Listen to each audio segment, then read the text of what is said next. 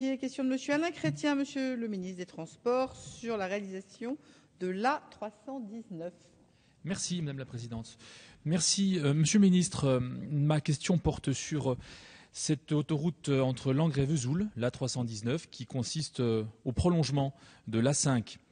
Cette autoroute avait été actée en 1996, notamment sous le gouvernement d'Alain Juppé, et avait été remise en cause par le gouvernement de Lionel Jospin. En 2006, après d'âpres combats de Michel Raison et d'Alain Joyandet, cette autoroute avait été remise au goût du jour et actée dans un protocole avec la région, le Conseil général et justement l'État.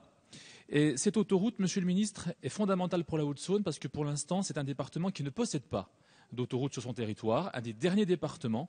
Vous avez évoqué le désenclavement, et bien c'est une problématique extrêmement importante pour nous aussi. Et lorsque nous avons appris que dans le cadre de la révision du SNIT, vous souhaitiez remettre en cause un grand nombre de projets, l'ensemble des élus haut-saônois s'est tout de suite interrogé pour savoir si cette A319 serait elle aussi remise en cause.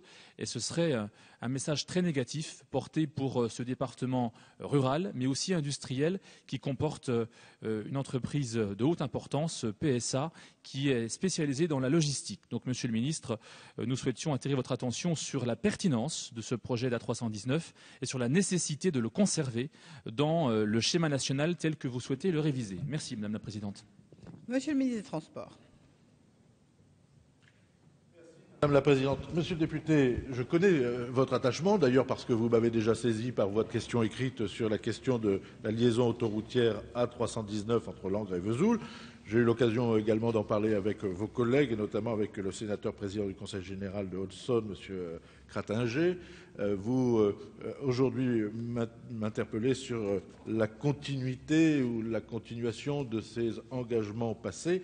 Comme vous le savez, il s'agit de poursuivre et de faire en sorte que les études puissent être conservées et poursuivies dans le cadre des décisions futures qui seront prises. Et bien évidemment, la partie du projet A319 est concernée par la poursuite des études engagées. Le projet d'autoroute n'est pas spécifiquement, votre projet spécifiquement concerné par la commission SNIT. La commission SNIT n'est autre que la hiérarchisation de l'ensemble des projets d'infrastructures de transport pour lesquels il faut, compte tenu de la soutenabilité et des possibilités de financement, faire en sorte qu'il y ait hiérarchisation, mais aussi optimisation du financement public. Alors, cette commission SNIT aura à répondre et à donner les priorités d'ici quelques mois pour le premier semestre de l'année. J'aurai l'occasion, là encore, de faire part des interventions qui sont les vôtres. Par ailleurs, au-delà de la question de la hiérarchisation de ces engagements et de ce schéma qui se monte quand même à 245 milliards, il est important également de pouvoir regarder quelles sont les modalités de financement. Vous avez parlé notamment du projet précédent.